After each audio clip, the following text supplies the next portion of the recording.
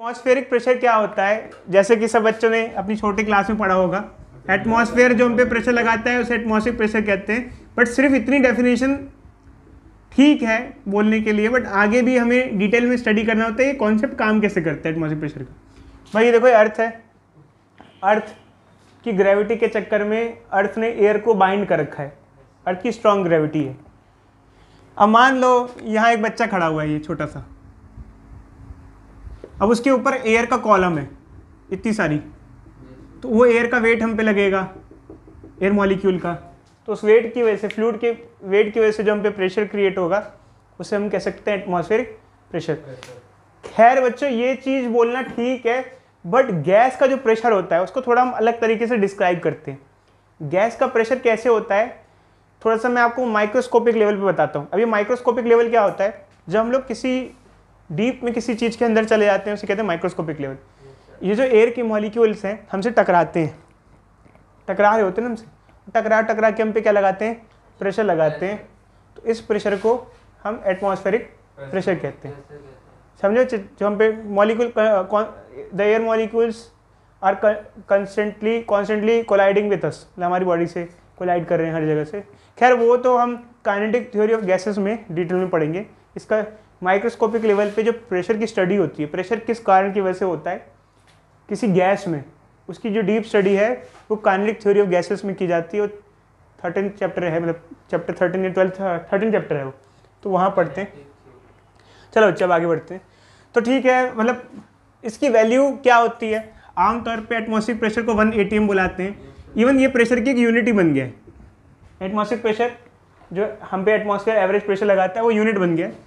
हर जगह सेम नहीं रहता है बच्चों, बट एवरेजली मान लो यही रहता है। मतलब अगर आप ऊपर जाते हो पहाड़ पर तो आपको पता होगा एटमॉस्फेयर का प्रेशर घट जाता है। क्यों घट जाता है बताना बच्चे, पहाड़ पे जाने पे? सर क्योंकि सर वहाँ पे सर मत यार तो माइनस खत्म होती है, क्योंकि हम अर्थ से ऊपर जाते हैं तो ग्रेविटेशन इन्फ्लुएंस कम हो जाता है, और जितनी भी एयर है उस अर्थ के पास है, तो मतलब नीचे से ऊपर जाएंगे, ऊपर, हाँ हाइट की वजह से, एल्टीट्यूड की वजह से जो प्रेशर है, क्योंकि जो अर्थ का सरफेस है उसके पास एयर मॉलिक्यूल ज़्यादा पाए जाते हैं, दूर पे एयर मॉलिक्यूल क्या हो जाते हैं, कम हो जाते हैं। ठीक है, अच्छा, ये एटमॉस्फेरिक प्रेशर। अब बात ये है कि इसकी वैल्यू ये होती है, ये किसने निकाली और कब निकाली, कैसे निकाली गई। एक साइंटिस्ट थे बच्चे, जो उनका नाम था टॉरिसलीस। उन्होंने एक एक्सपेरिमेंट करके इसकी वैल्यू को कैलकुलेट किया, और कैसे किया मैं बताता हूँ। एक्चुअली क्या है कि वो ऐसा नहीं है कि इसको कैलकुलेट कर रहे थे, वो रैंडम कुछ एक्सपेरिमेंट परफॉर्म कर रहे थे। उसको परफॉर्म करते करते कुछ उन्होंने ऐसा देखा जिसकी बिहाफ पे उन्होंने वैल्यूज निकाली। उन्होंने एक बड़ा सा बाथ लिया जिसमें बहुत सारा मरकरी भरा था। मरकरी एक मेटल होता है, एक टॉक्सिक मेटल होता है, ध्यान रखना बच्चे, खतरनाक होता है। एक्चुअली क्या होता है कि मरकरी खतरनाक होता है, और मरकरी थर्मोमीटर में होता है।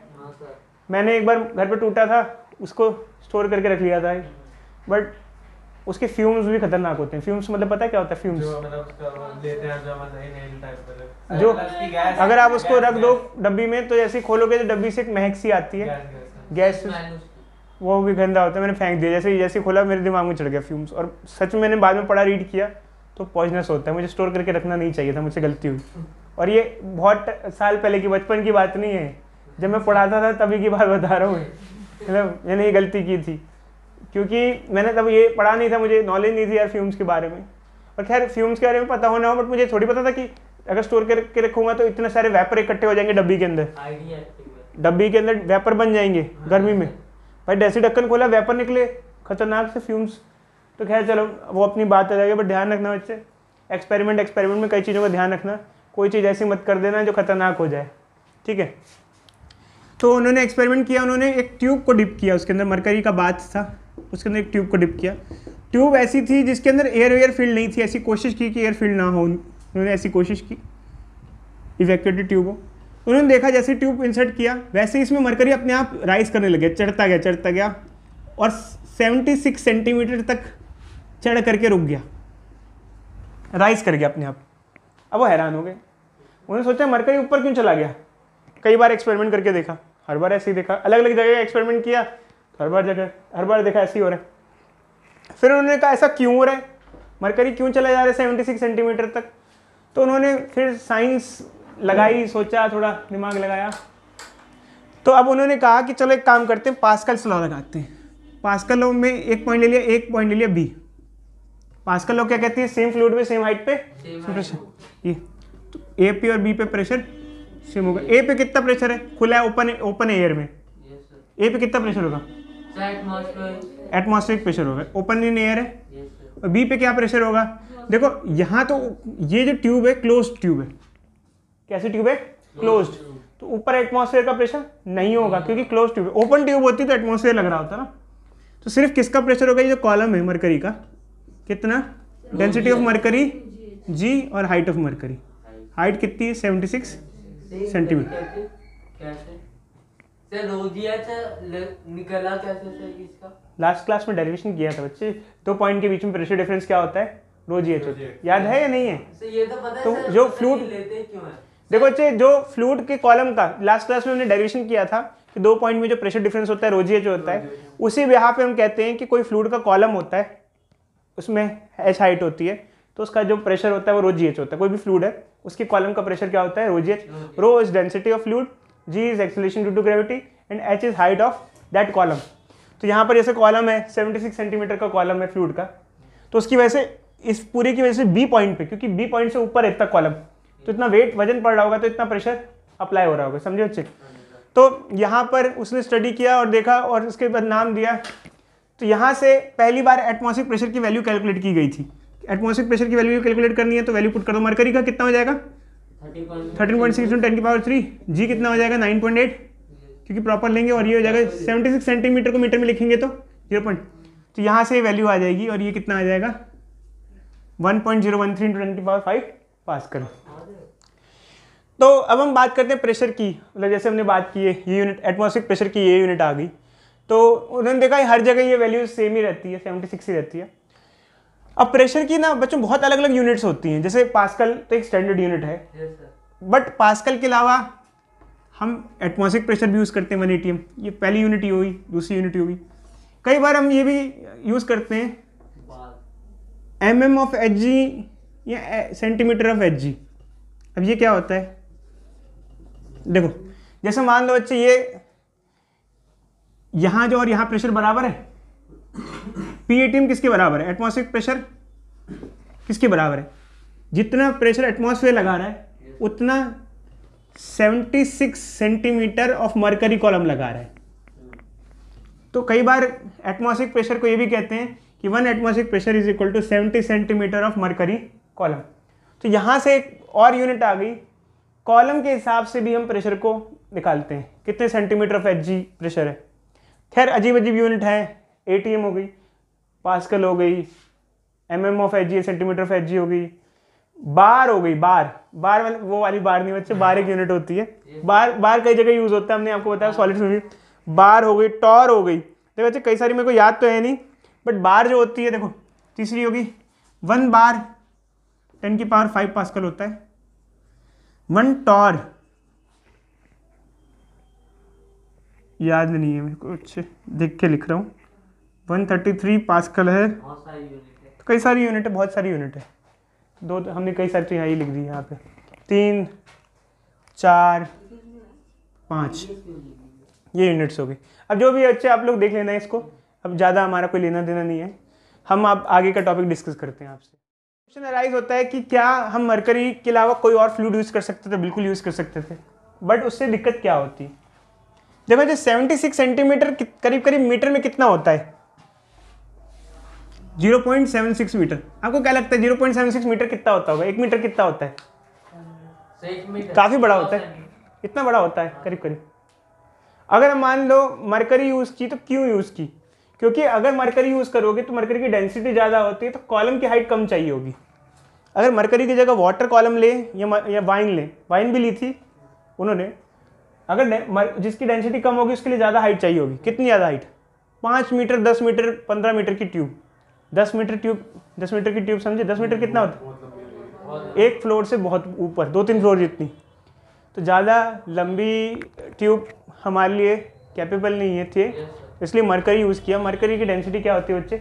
ज़्यादा होती है। तो कई बार आप सोचोगे कि मैनोमीटर में या कहीं भी डिवाइस में मरकरी क्यों यूज़ कर रहे हैं हर जगह?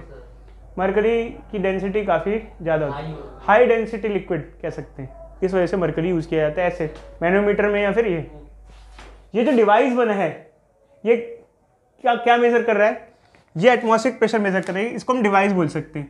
इस डिवाइस का नाम है बैरोमीटर। क्या नाम है बच्चों?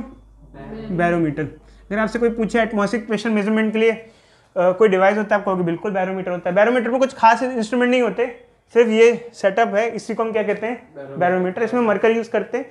मरकरी की जगह कुछ और यूज़ करोगे तो कॉलम की हाइट क्या हो जाएगी? बढ़ जाएगी। अच्छा, वाटर यूज़ करते हैं तो कितनी हाइट बढ़ जाती है बता सकते हो? कितनी हाइट बढ़ जाती है? 76 की कितने टाइम्स हो जाती? सर 76 सर कम हो जाती है उल्टा सर वाटर में। इसकी डेंसिटी ज़्यादा है, हाइट कम है। वाटर की डेंसिटी कम होती, हाइट ज़्यादा होती। कितनी? 13.6 टाइम्स ज़्यादा हो जाती है। अब कैसे? क्योंकि मरकरी 13.6 टाइम हैवियर है तो उसकी हाइट कम है। वाटर उतना ही 13.6 टाइम्स लाइटर है तो उसकी हाइट कितनी हो जाती है? 13.6 टाइम्स हो जाती है। मतलब कितनी हो जाती है?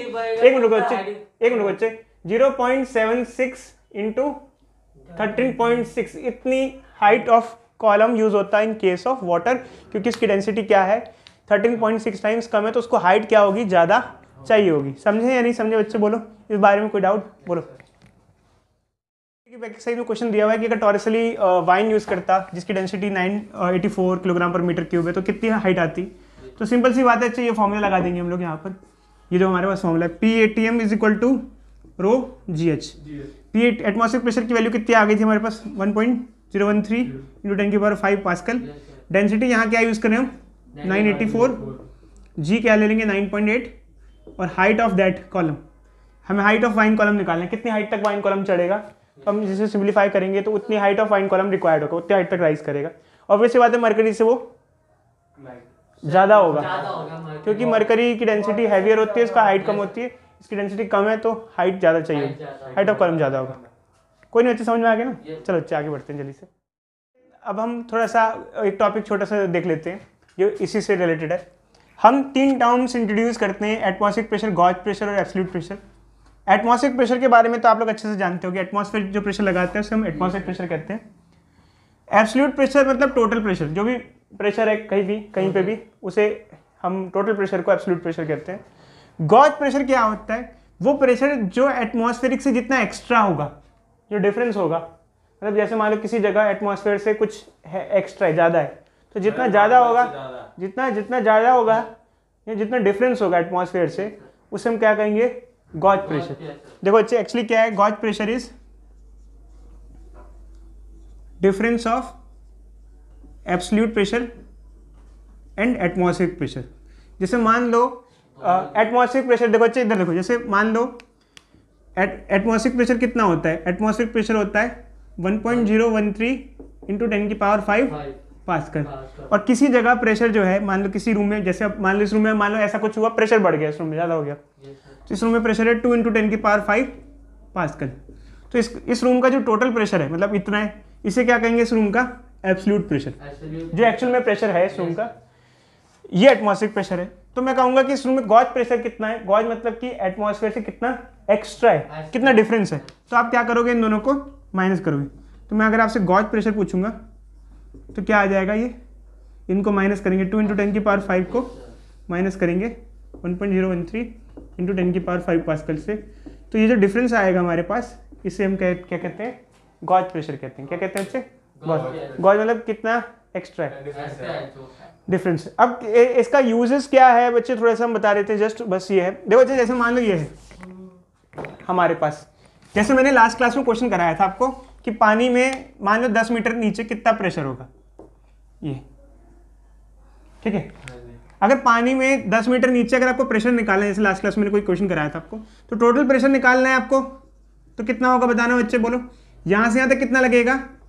एटमॉस्फेरिक प्लस यहाँ से यहाँ तक कॉलम का प्रेशर रो GH। बट मैं कहूँ कि इस पॉइंट पे टोटल प्रेशर ना पूछिए, गॉज प्रेशर पूछता तो उसकी वैल्यू कितनी आती? मतलब इस पॉइंट पे सर टोटल में से एटमॉस्फेरिक माइनस करते हैं, तो टोटल में से एटमॉस्फेरिक माइनस कर देंगे, टोटल इसको इधर ले आएंगे तो एटमॉस्फेरिक माइनस हो जाएगा अपने आप। तो ये जो हो गया, ये क्या आ गया? Gauge pressure. यही तो हुआ गॉज प्रेशर। तो गॉज प्रेशर कितना हुआ? रोजेज, मतलब एटमॉस्फेयर से इतना एक्स्ट्रा है यहाँ पर, नीचे एटमॉस्फेयर से इतना एक्स्ट्रा प्रेशर है तो उसे कहेंगे गॉज प्रेशर। चाहे आप इसमें डील करो, चाहे आप उसको किसी और में भी देख सकते हो, बट एटमॉस्फेयर से जो डिफरेंस होता है प्रेशर का, जो जितना डिफरेंस होता है उसको हम क्या कहते हैं, गॉज प्रेशर। प्रेशर से ज़्यादा प्रेशर है तो गॉज प्रेशर पॉजिटिव रहेगा, और अगर प्रेशर एटमॉस्फेयर से कम है तो गॉज प्रेशर नेगेटिव आ जाए। गॉज का मतलब ये नहीं कि एक्स्ट्रा, कम भी होगा, डिफरेंस जो भी होगा चाहे पॉजिटिव चाहे नेगेटिव हो वो रहेगा। तो गॉज प्रेशर पॉजिटिव नेगेटिव दोनों होते हैं।